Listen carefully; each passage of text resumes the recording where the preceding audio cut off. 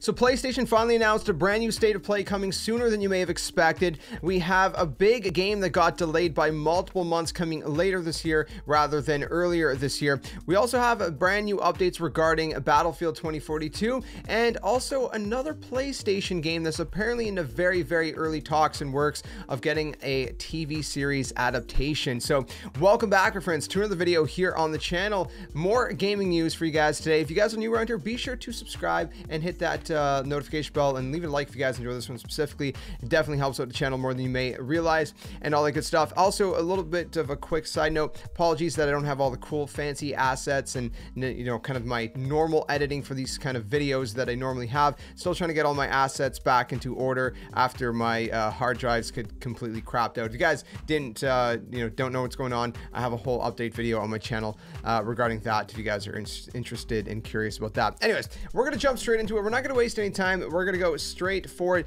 into Battlefield 2042. So I'll throw it up on screen. This is the brand new scoreboard that they've finally worked on. Now they did say that it's subject to change depending on player feedback. They can obviously, make it even better. But for now, it does look a lot cleaner, in my opinion. It's a new scoreboard for team versus team split. It has a team versus team split, excuse me, for modes like Conquest, Breakthrough, Rush, and TDM. It also has the inclusion of death stats as well. And again, these changes were two of the most requested missing pieces. And this is the first version of the scoreboard, they said in a blog post, and further improvements will be made to this in subsequent updates based on your continued feedback, such as the scoreboard being available during the end of round screens and whatnot. So beyond that, we also have a brand new bundle. You guys see it up on screen, Steadfast exclusive legendary bundle, which is available to gold and ultimate owners. It says valid for purchases made up to February 1st, including year one pass upgrades. And you can see everything that's included in that if that interests you as well. But then we're going to go quickly into some of the general and mode updates. So you guys see up on screen, they fixed a game crash that could occur on Origin and Xbox One when signing in and out while using an Xbox One controller. Setting chat key bindings no longer requires a game restart to take effect. Adjusted aim assist on console as well. They fixed a bug where takedowns would not result in a kill on Xbox One and PlayStation 4. Established a new location for their EU data center, excuse me, as Frankfurt. And modes Conquest and Breakthrough fixed a bug where the securing objective XP event was triggered even after a capture point was already fully captured. And then a couple for Hazard Zone, including a visual bug displaying squad mates during the match found sequence, and it fixed a bug where the end of round XP gains sometimes didn't trigger. So let me know if this is enough changes for you guys to actually, jump back in, or I guess even be intrigued and that they're kind of headed in the right direction, excuse me, and whatnot. Have you just given up on Battlefield 2042? Have you been playing it the whole time, even with the problems? Let me know what you think. Obviously DICE has their work cut out for them, with Battlefield 2042, as over 60,000 players were petitioning for refunds on the game. They did announce earlier this month that future Battlefield 2042 maps will be smaller, and that was after a bunch of criticism from the players, calling the game a walking simulator.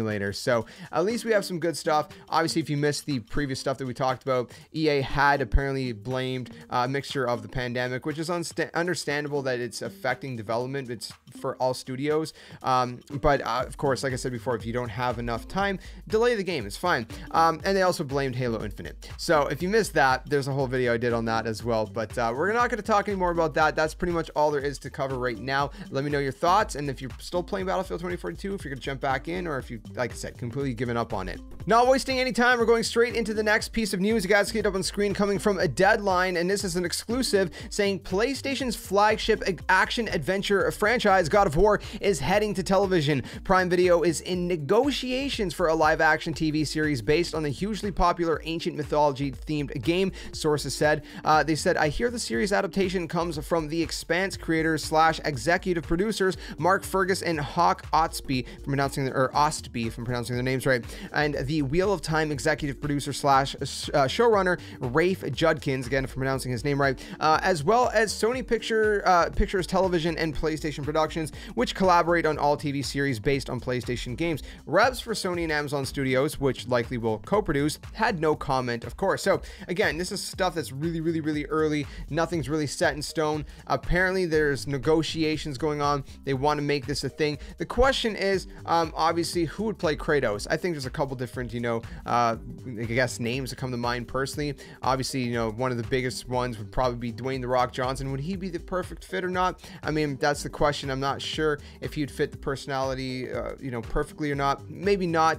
I don't know. He is a pretty cool dude that I think could pull it off. But there's also other choices, right? There's Dave Bautista that I think might, be able to do a pretty good job at Kratos. And there's also that guy from Game of Thrones. I'm drawing a blank on his name. Really, really big guy. He's like a giant, super tall, super big guy. Maybe he's a little too big though. I don't know. I mean, Kratos is a pretty big guy, but I don't know if he's that big. I'm not sure. I'm not really 100% sure Kratos' height or whatnot. I'm sure it's out there, but I just don't know it off the top of my head. But I don't know. Those are just a few ideas off the top of my head. Let me know though who you think would play Kratos, in the best way possible down in the comment section below. Again, nothing's really official yet. Still early negotiations, but we'll talk more as we get more information regarding this developing story. Again, not wasting any time, throwing it up straight up on screen, a message from the Forspoken development team saying, "We have made the decision to move the release date of Forspoken to October 11th, 2022. Our vision for this exciting new IP is to deliver a game world and hero the gamers across the globe will want to experience for years to come. So getting it right is extremely important to us. To that end, during the next few months, we will focus all of our efforts on polishing the game and can't wait for you to experience Frey's journey this fall. Thank you for your understanding and continued support. We look forward to sharing more about Forspoken with you soon. Luminous Productions." So, you know what? I'm all for this. I've said it a bunch of times in the past. If you need to delay a game, by all means, delay the game. I've thrown the Mr. Miyamoto quote up on screen 1,000 times before. You guys know it by now. But, the idea that, a rushed game is forever bad, but a delayed game is eventually good, right? And that's kind of the idea, right? I mean, we've seen rushed games time and time again that, just were not ready. I mean, Cyberpunk 2077, I mean, it's kind of the most recent big example that we always go back to, but that's a huge one, right?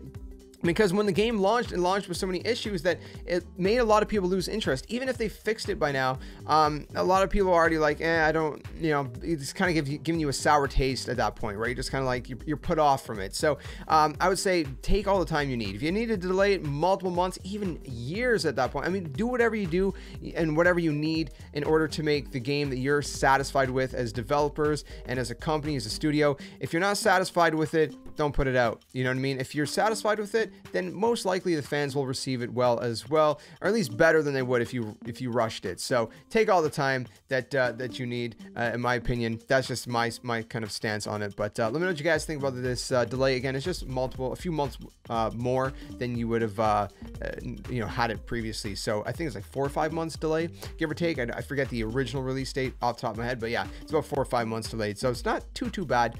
Few extra months to kind of polish the game a little bit better. And finally, we ended with this. You guys see it on the screen, tweeted from PlayStation. State of Play returns this Wednesday, March 9th. That's tomorrow at the time of recording this. Tune in at 2 p.m. Pacific, which is going to be 5 p.m. Eastern, 11 p.m. CET, for about 20 minutes of PS4 and PS5 first looks and updates, with a special focus on games coming from our Japan publishers. Very interesting. They did say in this following tweet, there will be no updates on PlayStation VR 2 titles or hardware in this broadcast. Now you might see that there's a link saying full details. Check it out here. It's weird because it basically just says the exact same thing. It's just worded a little bit differently, just saying like the show is clocking in at around 20 minutes, give or take, with a special focus on great games coming from some of our beloved Japanese publishers. Then they said that, they will have a few updates from our other developers located around the world too. And they gave the 11 p.m. CET and the 5 p.m. Eastern times in there as well.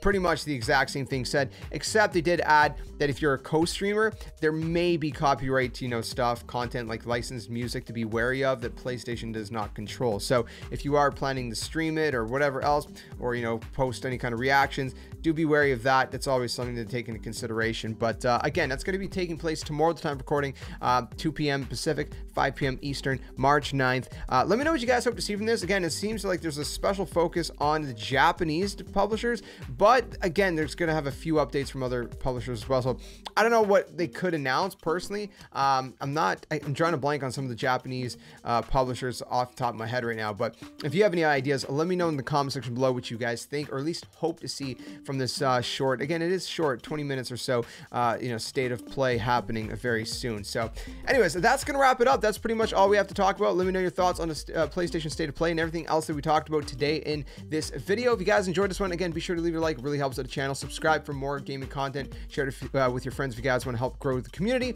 And all that good stuff, you can check out all the social links down in the description below as well. Thanks for watching. Stay safe, stay well. Until the next one, my friends, game on.